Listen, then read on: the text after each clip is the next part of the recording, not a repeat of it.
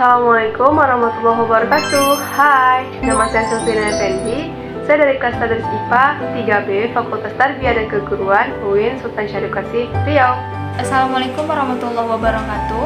Perkenalkan, nama saya Dilfa Ardila dengan NIM 1201 1126079 dari Fakultas Tarbiyah dan Keguruan, jurusan Tadris IPA 3B UIN Sultan Syarif Qasih, Riau. Di sini, saya dan teman saya Dilfa akan menjelaskan tentang status, sifat, dan juga peranan seorang guru.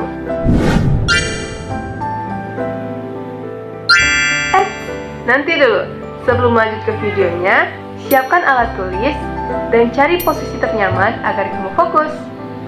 Sudah? Kita lanjut videonya.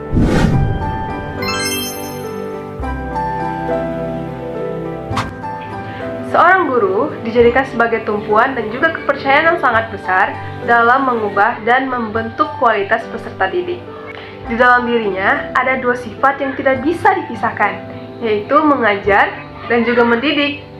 Mendidik adalah guru yang mengubah dan membentuk perilaku ataupun kepribadian peserta didik. Pengetahuan yang diterimanya dari seorang guru bukanlah akhir dari segala proses pembelajaran, akan tetapi nilai-nilai dalam ilmu pengetahuan akan diwujud nyatakan dalam kehidupan sehari-hari. Dalam ajaran Islam, pendidik disamakan ulama yang sangatlah dihargai kedudukannya. Hal ini dijelaskan oleh Allah Subhanahu wa taala maupun Rasulnya di dalam firman Allah Subhanahu wa taala yang artinya A'udzubillahi minasyaitonirrajim. Allah akan meninggikan orang-orang yang beriman di antaramu dan orang-orang yang diberi ilmu pengetahuan beberapa derajat. Dan Allah Maha mengetahui apa yang kamu kerjakan. Seorang guru yang hebat tentunya harus memiliki keunggulan tertentu, baik dalam mengajar maupun hubungan dengan peserta didik dan anggota komunitas sekolah kita. Seorang guru juga harus mempunyai sifat profesionalitas yang tinggi, yaitu keinginan untuk memperbaiki diri dan mengikuti perkembangan zaman, sehingga penting bagi seorang guru untuk membangun etos kerja yang positif, menjunjung tinggi pekerjaan, kemudian menjaga diri dalam melaksanakan pekerjaan, dan juga keinginan untuk melayani masyarakat.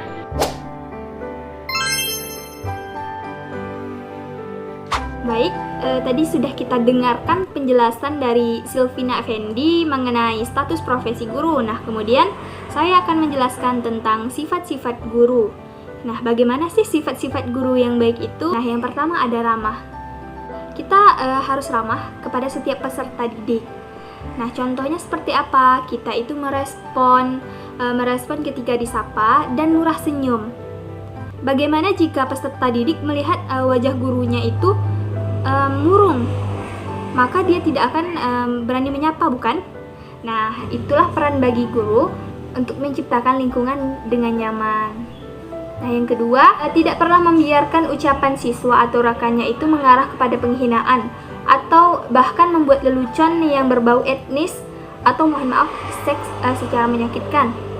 Nah, penting bagi kita untuk memperhatikan siswa kita agar mereka tidak melakukan hal yang buruk atau berbicara kotor. Nah, di sini juga diperlukan pendidikan atau pemahaman agama. Kemudian yang ketiga yaitu sifat guru yang baik harus disiplin dengan waktu. Nah, disiplin dengan waktu tidak hanya diperuntukkan oleh siswa saja, namun guru juga harus disiplin dengan waktu. Namun, jika memang terdapat kendala bahwasanya guru tidak dapat masuk tepat waktu. Nah, misalnya sedang rapat atau sedang melakukan tugas yang lain. Kita selaku guru harus menginformasikan kepada perwakilan kelas dan mencari alternatif lain. Nah, contohnya seperti memberikan tugas atau hanya sekedar membaca begitu. Sifat selanjutnya yaitu memberikan respon terhadap siswa secara cepat dan akurat. Nah, kita harus merespon masalah-masalah yang urgent atau mendesak. Contohnya kita sedang praktikum. Nah, tiba-tiba saja siswa melakukan cerobohan sehingga alat-alat praktikum bisa saja rusak. Nah, berkaitan dengan masalah itu, guru harus cepat merespon siswa tersebut. Kemudian, sifat yang kelima yaitu bekerja keras dan cerdas, dan semua dokumen harus tertata dengan rapi dan pelayanan tepat waktu. Sifat yang selanjutnya yaitu meningkatkan motivasi belajar siswa. Nah, seperti memberikan apresiasi terhadap siswa dan menggunakan metode mengajar yang beragam dan dikemas secara menarik.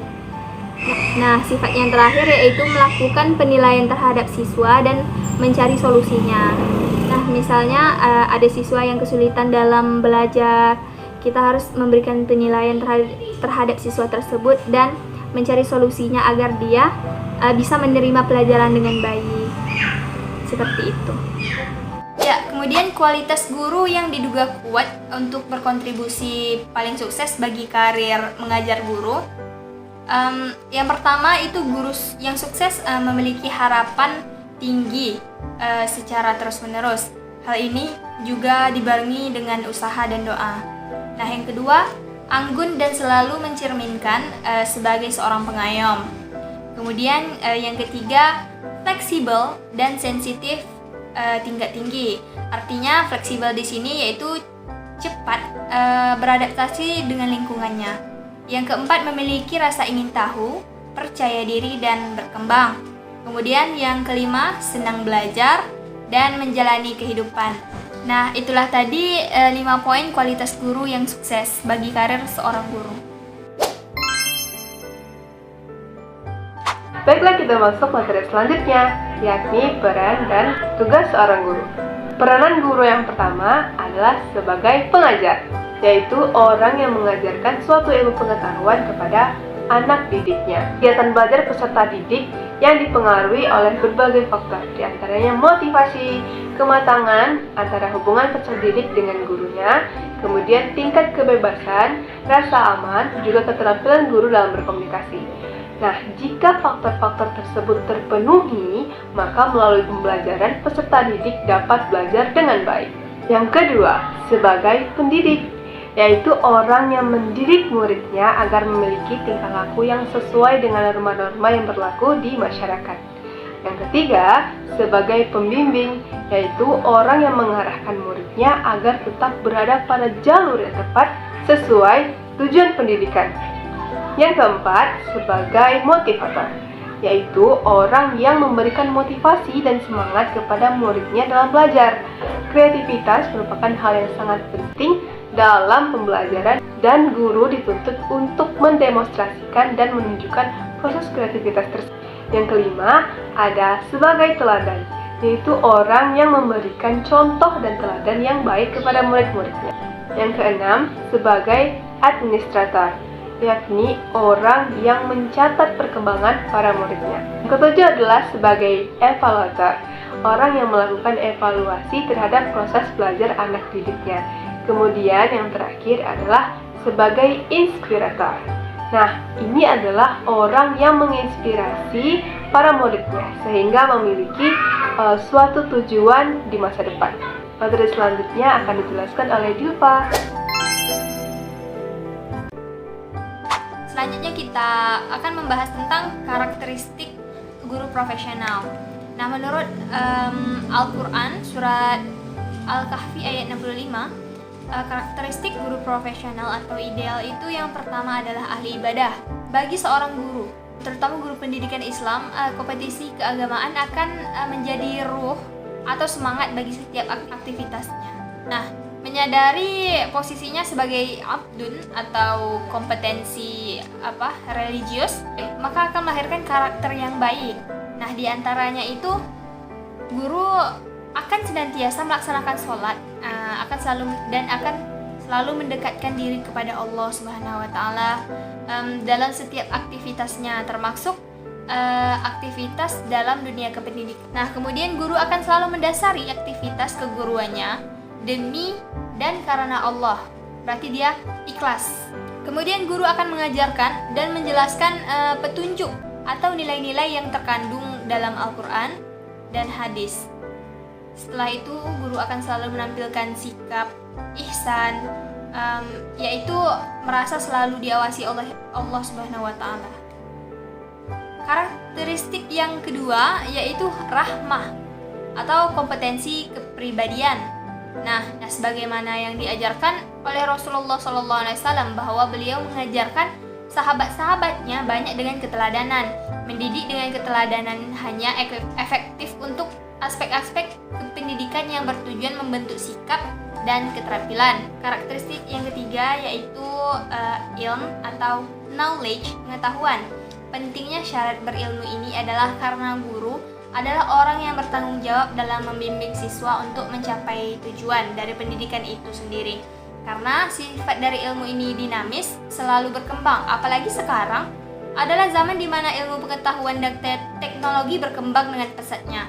Maka, seorang guru tidak boleh merasa cukup dengan ilmu yang ia miliki, namun dia harus selalu mengupdate ilmunya dengan cara seperti selalu membaca, sering melibatkan diri dalam berbagai kegiatan ilmiah, baik itu berupa seminar, dialog, workshop, bedah buku, dan lain-lain. Kemudian melakukan penelitian dan penulisan karya ilmiah, baik itu jurnal, makalah, buku, dan sebagainya.